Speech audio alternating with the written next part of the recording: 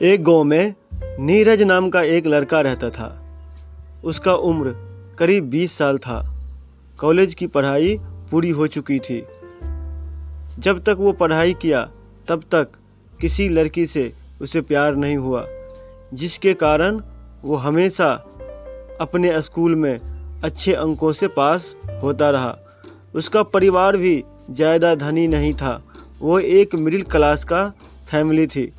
घर में माता पिता और एक छोटी बहन थी जिसकी उम्र अभी 17 साल थी।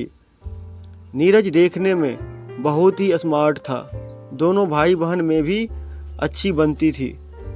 नीरज के पिता ने कई बार नीरज को शादी करने के लिए कहा, लेकिन वो मना कर देता था। अपने पिता से कहता था कि पहले अपने बहन का शादी करेगा तब अपना शादी करेगा। नीरज के बहन का नाम निशा था। निशा भी नीरज को शादी करने के लिए कहती तो नीरज निशा से कहता कि पहले तुमको शादी करके भगाऊंगा तब मैं शादी करूंगा। तुम रहोगी तो मेरे बीवी से झगड़ा करती रहोगी। दोनों भाई बहन में इतना प्यार देखकर माता पिता बहुत खुश थे। नीरज को अपने ही गांव में एक ब्लॉक में टाइपराइटर का काम मिल गया था। सब बहुत ही खुशी ज़िंदगी जी रहे थे। लेकिन एक कहावत है कि जहाँ बहुत ज़्यादा खुशी होती है वहाँ बहुत जल्दी किसी की नज़र लग जाती है। नीरज के परिवार के साथ भी ऐसा ही हुआ। निशा के लिए एक लड़का तलाश किया गया। लड़का देखने में बहुत अच्छा था, धन दौलत भी बहुत था, नीरज के परिवार से बहुत बेहतर था। निशा भी लड़के के परिवार को पसंद आ गया। शादी के दिन पक्की हो गई। नीरज बहुत खुश था। वो अपने बहन के शादी में हर खुशी को पूरा करना चाहता था। शादी की तैयारी में लग गया। नीरज के पिताजी अपने बेटे को बहन की शादी के लिए इतना मेहनत करता देख बहुत खुश था। जहां निशा की शादी होने वाली थी वो उसके गांव के बगल वाला ही गांव था। जिस लड़के से निशा की शादी होने वाला था उसका नाम था राहुल। वो भी माँ बाप का इकलौता बेटा था। नीरज अपने सारे रिश्तेदार को निशा की शादी की कार्ड दे दिया। शादी का दिन भी आ गया। घर में एक अलग ही खुशी का माहौल बना हुआ था। सारे रिश्तेदार नातेदार आ गया था। आज निशा की शादी थी। सब काम शुभ संपन्न हो गया। विदाई के दिन निशा बहुत रो रही थी। खास तौर पर नीरज को बहुत आंखों से आंसू आ रहा था। निशा अपने भाई को रोता देख उसके पास आई और गले लगकर जोर जोर से रोने लगी। फिर कुछ महिलाएं निशा को नीरज से अलग कर एक कार में बैठा दिया। निशा अपने ससुराल आ गई। सब बहुत सम्मान दिया। निशा बहुत खुश थी अपने परिवार को देखकर। सब कुछ बहुत अच्छा चल रहा था। नीरज भी बीच बीच में निशा से मिलने जाता था। कुछ दिन तो सब ठीक रहा, लेकिन कुछ दिन बाद राहुल और उसके परिवार वाले निशा के साथ गलत व्यवहार करने लगा। घर के नौकर जैसा सलूक करने लगा। राहुल की माँ निशा से बात बात पर झगड़ने लगी। राहुल का भी रवैया बदलने लगा। राहुल कोई काम धंधा नहीं करता था, हमेशा शराब आदि के नशे में रहता था। जब भी निशा उससे कुछ कहती तो वो निशा पर जोर से चिल्ला देता था। निशा चुप हो जाती थी। राहुल के परिवार में कोई काम धंधा नहीं करता था। पहले से ही जो पूंजी बची थी उसी से परिवार चलता था। राहुल का हमेशा नशे में रहना, बेफिजूल पैसे उड़ाना निशा को बिल्कुल अच्छा नहीं लग रहा था। निशा कई बार राहुल को समझाना चाहा, लेकिन राहुल निशा की नहीं सुनता था। धीरे धीरे अमीरी से गरीबी की ओर आ रहा था। उसके घर में तंगी आने लगी थी। राहुल का माता पिता भी निशा से लड़ाई झगड़ा करने लगी थी। राहुल को तो अब निशा के ऊपर हाथ भी उठाने लगा था। निशा अब परेशान रहने लगी। राहुल अपने आदत से लाचार हो गया था। वो बिना पिए एक पल भी नहीं रह सकता था।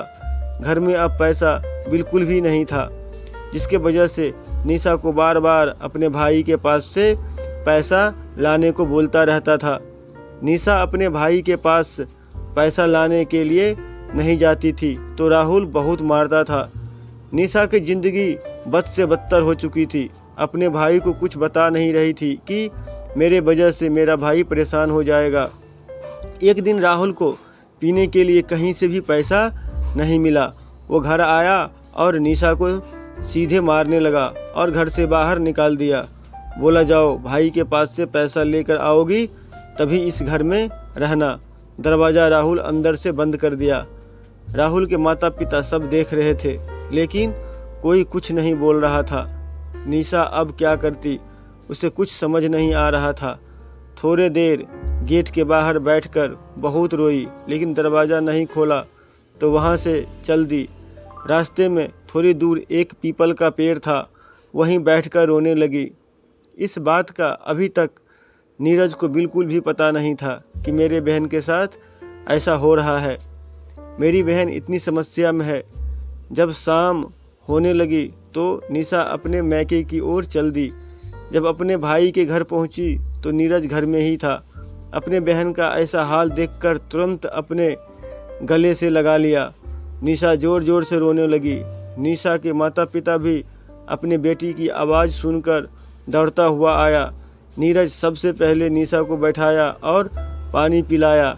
तब सारी बात निशा नीरज को बताई। राहुल की नशे वाली बात, अपने सास की बात, कैसे निशा को घर से धक्का मारकर निकाल दिया। ये सब सुनकर नीरज का खून खौलने लगा। वो तुरंत अपना गाड़ी निकाला और राहुल के घर जाने लगा। निशा पकड़ लिया, बोली, भैया वो अच्छा लड़का नहीं है, मैं उसके घर नहीं जाऊंगी। नीरज के मम्मी पापा नीरज को रोक लिया। सुबह पंचायत हुई और निशा राहुल से तलाक ले लिया। निशा फिर अब अपने माँ पिताजी और भाई के साथ रहने लगी। निशा अपने बातों को याद करके रोती रहती थी। बहुत समझाने के बाद वो सब बात को भूल पाई और खुशी खुशी अपने भाई के साथ रहने लगी।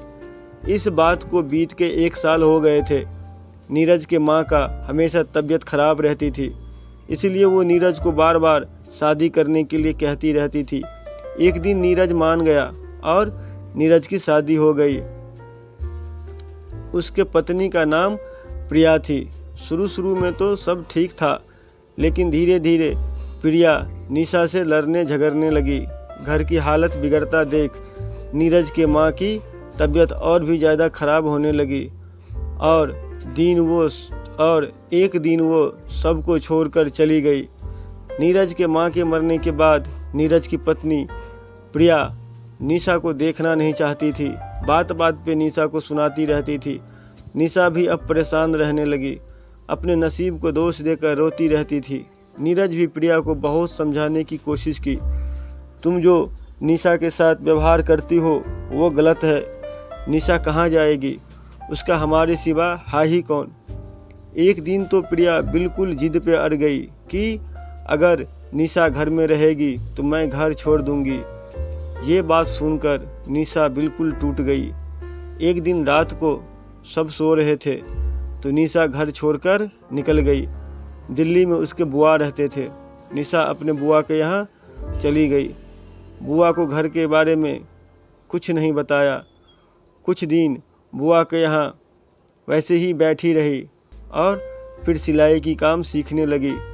कुछ महीने बाद निशा सिलाई की पूरी काम सीख लिया और खुद का एक सिलाई मशीन लेकर लोगों का कपड़ा सिलने लगी। धीरे धीरे बहुत बड़ा दुकान बना लिया। अपने दुकान में स्टाफ रख कर 4-5 मशीनें रख ली। अच्छा पैसा कमाने के बाद एक घर खरीद लिया और रहने लगी। नीरज भी बीच बीच में निशा से मिलने के लिए जाता था लेकिन निशा उस घर के तरफ कभी मुड़कर नहीं देखा। तो दोस्तों, कैसी लगी आपको ये कहानी, आप हमें कमेंट में ज़रूर बताएं। वीडियो को लाइक शेयर ज़रूर करें। अपना कीमती समय देने के लिए आपका बहुत बहुत धन्यवाद। मिलते हैं किसी नई कहानी में। तब तक के लिए चैनल को ज़रूर सब्सक्राइब करके बेल आइकन को प्रेस कर लीजिए।